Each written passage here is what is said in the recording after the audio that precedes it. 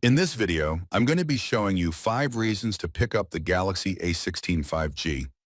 I thought I'd just show you the 5 things I really love about this phone. And of course, as you guys see in the title, the 5 reasons to buy the Samsung Galaxy A16 5G. And I've been using this for over a month now.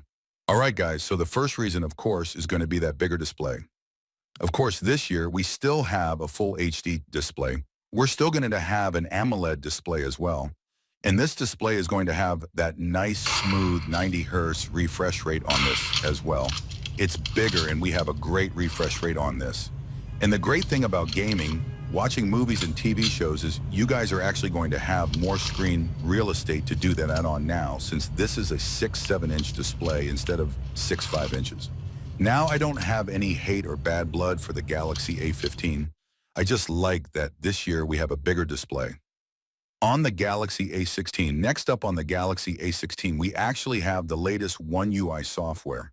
And instead of 4 years of operating system updates that we got promised with on the Galaxy A15, we are now promised with a policy of 6 years of major OS updates all the way to Android 22. From Android 14 on the Galaxy A16, so amazing update policy on here. There are a lot of people who have educated me on their phone use, and a lot of them say they do. Keep the phone until they can stop using it. So for the people out there that are going to hold on to the Galaxy A16 for as long as possible, and you don't really care too much about technology or getting a newer phone, then this is going to be a great phone for you since it's going to have such a long update policy. This is some actually groundbreaking stuff for the budget community out there. So pretty cool to see that we have 6 years of OS updates. Next reason to buy the Galaxy A16 has to be that we are met with not just 5G, not just NFC, but we still have SD card expansion up to 1,000 gigabytes. On the Galaxy A16, this is something that we don't really see too much more on the mid-range and flagship devices from Samsung. So it's really nice to see that we're keeping the SD card expansion, especially for people that take a lot of photos and videos, and they may download files such as ROMs for emulators, like the Game Boy, the Super Nintendo, and stuff like that. It's really cool that we can implant an SD card inside of here and use it all we want.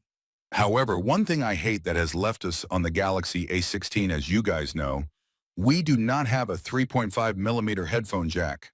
So no headphone jack for the people out there that wanted one. Rest in peace, headphone jack. Next reason to buy the Galaxy A16 5G definitely has to be the camera. This is probably one of the most solid cameras I've had on a sub-200 phone. It's kind of insane to say that. And in 2025, just cheap phones are getting really, really good.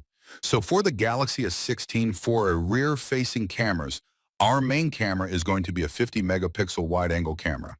Our secondary is going to be a 5 megapixel ultra-wide. And of course, our third is going to be a 2 megapixel macro. And we can shoot up to 1080 at 30 frames per second on this. And I'm going to be showing you some samples right now of photos and videos that I have shot on the Galaxy A16 5G. As you guys can see right here, overall, this is a very, very solid camera. It has overcome my expectations for sure. It's really, really decent. And it's more natural than last year's Galaxy A15 as well. I feel like for a lot of the videos, especially on the rear-facing camera, we got over saturation, especially in my camera comparison between the Galaxy A15. It seems like it was blowing stuff out of proportion and making it way more contrasty and just kind of weirdly unnatural.